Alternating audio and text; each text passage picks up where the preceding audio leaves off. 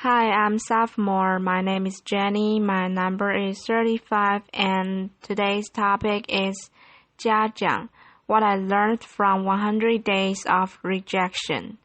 When I was 6 years old, I received my gifts. My first grade teacher had this brilliant idea.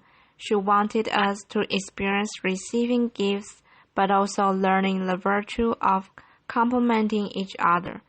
So she had all of us come to the front of the classrooms, and she bought all of us gifts and stacked them in a corner. And she said, "Why don't we just stand here and compliment each other? If you hear your name called, go and pick up your gift and sit down." What a wonderful idea, right? What could go wrong? Laughter.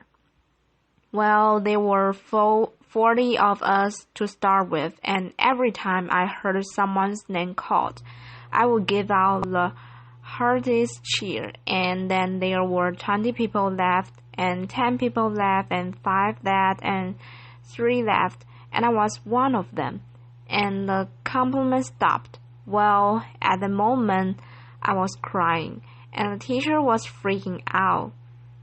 She was like, "Hey, would anyone say anything nice about these people?" Laughter. No one.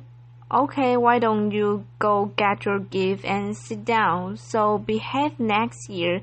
Someone might say something nice about you." Laughter. Well, as I'm describing this you probably know what I remember this really well. Laughter. But I don't know who felt worse that day. Was it me or the teacher? She must have realized that she turned a team-building event into a public roast for 3 6-year-olds and without the humor. When you see people get roasted on TV, it was funny. There was nothing funny about that day. So there was one version of me, and I would die to avoid being in that situation again. To get rejected in public again. That's one version. Then, fast forward 8 years, Bill Gates came to my hometown, Beijing, China, to speak, and I saw his message. I fell in love with that guy. I thought, wow, I know what I want to do now. That night, I wrote a letter to my family telling them, by age 25, I will build the biggest company in the world, and that company will buy Microsoft. Laughter.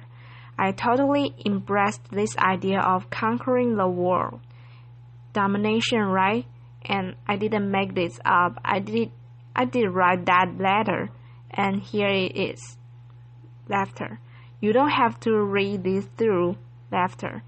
This is also bad handwriting, but I did highlight some key words. You get the idea. Laughter. So that was another version of me, one who will conquer the world. Well, then 2 years later, I was presented with the opportunity to come to the United States. I jumped on it because that was where Bill Gates lived, right? Laughter. I thought that was the start of my entrepreneurial journey. Then fast forward another 14 years, I was 30. Nope, I didn't build that company. I didn't even start. I was actually a marketing manager for a Fortune 500 company. And I felt I was stuck. I was stagnant. Why is that? Where is that 14-year-old who wrote that letter? It's not because he didn't try. It's because every time I had a new idea, every time I wanted to try something new, even at work, I wanted to make a proposal, I wanted to speak up in front of people in a group, I felt there was this constant battle between the 14-year-old and the 6-year-old. One wanted to conquer the world, make a difference. Another was afraid of rejection, and every time that 6-year-old won. And this fear even persisted after I started my own company. I started my own company when I was 30. If you want to be Bill Gates, you have got to start sooner or later, right? When I was an entrepreneur, I was presented with an investment opportunity, and then I was turned down, and that rejection hurt me. It hurt me so bad that I wanted to quit right there. But then I thought, hey, would Bill Gates quit after a simple investment rejection? Would any successful entrepreneur quit like that? No way, and this is where it clicked for me. Okay, I can build a better company, I can build a better team or better product, but one thing for sure, I've got to be a better leader. I've got to be a better person. I cannot let that 6-year-old keep dictating my life anymore. I have to put him back in his place. So this is where I went online and looked for help. Google was my friend. Laughter. I searched, how do I overcome the fear of rejection? I came up with a bunch of psychology articles about where the fear and pain are coming from. Then I came up with a bunch of rah-rah inspirational articles about don't take it personally. Just overcome it. Who doesn't know that? Laughter. But why was I still so scared? Then I found this website by luck. It's called rejectiontherapy.com. Laughter. Rejection therapy was this game invented by this Canadian entrepreneur. His name is Jason Combley, and basically the idea is for 30 days you go out and look for rejection, and every day get rejected as something, and then by the end you destinize yourself from pain. And I love that idea. Laughter. I said, you know what, I'm going to do this and I'll feel myself getting rejected 100 days. And I came up with my own rejection ideas and I made a video blog out of it. And so here's what I did. This is what the blog looked like. Day 1. Laughter. Borrow $100 from a stranger. So this is where I went to where I was working. I came downstairs and I saw this big guy sitting behind a desk. He looked like a security guard. So I just approached him and I was just walking, and that was the longest walk of my life. Hair on the back of my neck standing up. I was sweating and my heart was pounding. And I got there and said, hey sir, can I borrow $100 from you?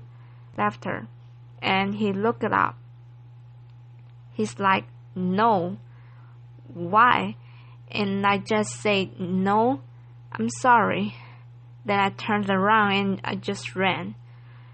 Laughter. I felt so embarrassed, but because I filmed myself, so that night I was watching myself getting rejected. I just saw how scared I was. I looked like this kid in The Sixth Sense. I saw dead people. Laughter. But then I saw this guy, he wasn't that menacing. He was a chubby, lovable guy, and he even asked me why. In fact, he invited me to explain myself, and I couldn't say many things. I couldn't explain. I couldn't negotiate it. I didn't do any of that, and I did what's wrong. I felt, wow, this is like a microscope of my life. Every time I felt the slightest rejection, I would just run as fast as I could. And you know what? The next day, no matter what happens, I'm not going to run. I will stay engaged. Day 2. Request a burger refill. Laughter. is when I went to a burger joint. I finished lunch and I went to the cashier and said, "Hi, can I get a burger refill?" Laughter. He was all confused, like, "What's a burger refill?" Laughter. I said, "Well, it's just like a drink refill but with a burger." And he said, "Sorry, we don't do burger refill, man." Laughter. So this is where rejection happened and I could have run, but I stayed. I said, "Well, I love your burgers. I love your joint. And if you guys do a burger refill, I will love you guys more." Laughter. And he said, "Well, okay, I will tell my manager about it. And maybe we'll do it, but sorry, we can't do this today." Then I left. And by the way, I don't think they've ever done burger refill. Laughter. I think they're still there, but the life and death feeling I was feeling the first time was no longer there, just because I stayed engaged. Because I didn't run, I said, "Wow, great, I'm already learning things. Great." And then day 3, getting Olympic donuts. This is where my life was turned upside down. I went to a Krispy Kreme. It's a donut shop in mainly the 1000th part of the United States. I'm sure they have some here too. And I went in. I said, "Can you make me donuts that look like Olympic symbols?" Basically, you interlink 5 donuts together. I mean, there's no way that could say yes, right? The donut maker took me so seriously. Laughter. So she put out paper, started jotting down the colors and the rings.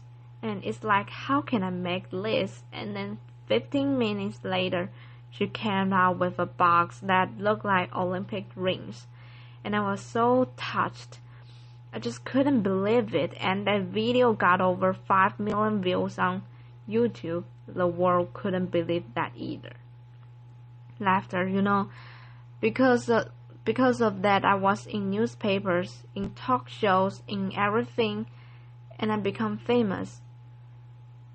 A lot of people started writing emails to me and saying, "What you are doing is awesome, but fame and notoriety did not do anything to me.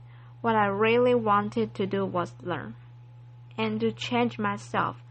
So I turned the rest of my 100 days of rejection into this playground, into this research project.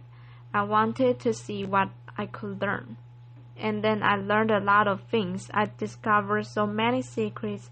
For example, I found it if I just don't run, if I got rejected, I could actually turn a no into a yes. And the magic word is why.